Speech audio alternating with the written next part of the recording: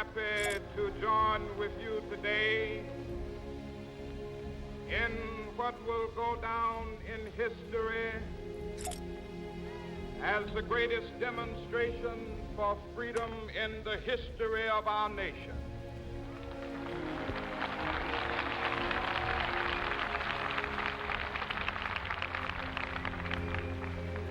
Fourscore years ago,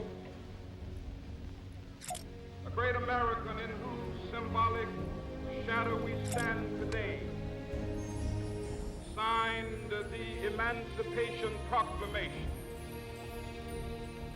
This momentous decree came as a great beacon light of hope to millions of Negro slaves who had been seared in the flames of withering injustice. It came as a joyous daybreak to end the long night of their captivity. But 100 years later, the Negro still is not free. 100 years later, the life of the Negro is still sadly crippled by the manacles of segregation and the chains of discrimination. 100 years later, the Negro lives on a lonely island of poverty in the midst of a vast ocean of material prosperity.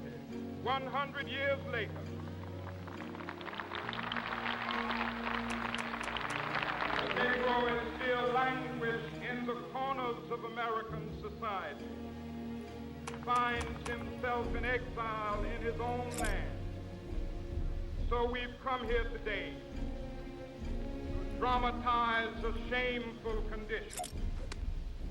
In a sense, we've come to our nation's capital to cash a check. When the architects of our republic wrote the magnificent words of the Constitution and the Declaration of Independence, they were signing a promissory note to which every American was to fall heir.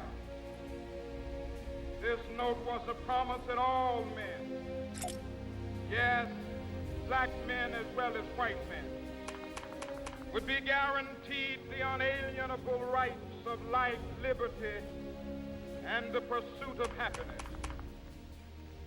It is obvious today that America has defaulted on this promissory note insofar as her citizens of color are concerned.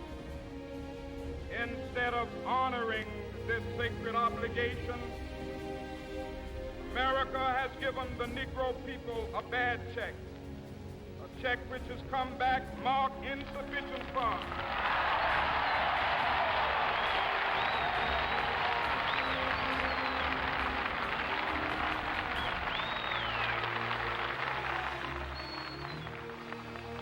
But we refuse to believe that the Bank of Justice is bankrupt. We refuse to believe that there are insufficient funds in the great vaults of opportunity of this nation. So we've come to cash this check, a check that will give us upon demand the riches of freedom and the security of justice.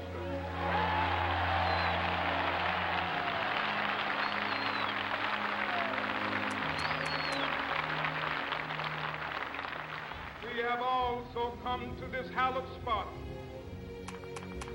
to remind America of the fierce urgency of now. This is no time to engage in the luxury of cooling off or to take the tranquilizing drug of gradualism.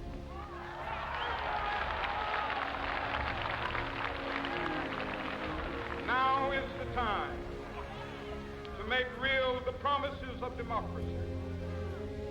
Now is the time to rise from the dark and desolate valley of segregation to the sunlit path of racial justice. Now is the time to lift our our nation from the quicksands of racial injustice to the solid rock of brotherhood. Now is the time. Make justice a reality for all of God's children. It would be fatal for the nation to overlook the urgency of the moment. This sweltering summer of the Negro's legitimate discontent will not pass until that is an invigorating autumn of freedom and equality. 1963 is not an end, but a beginning. Those who hope that the Negro needed to blow off steam and will now be content will have a rude awakening if the nation returns to business as usual.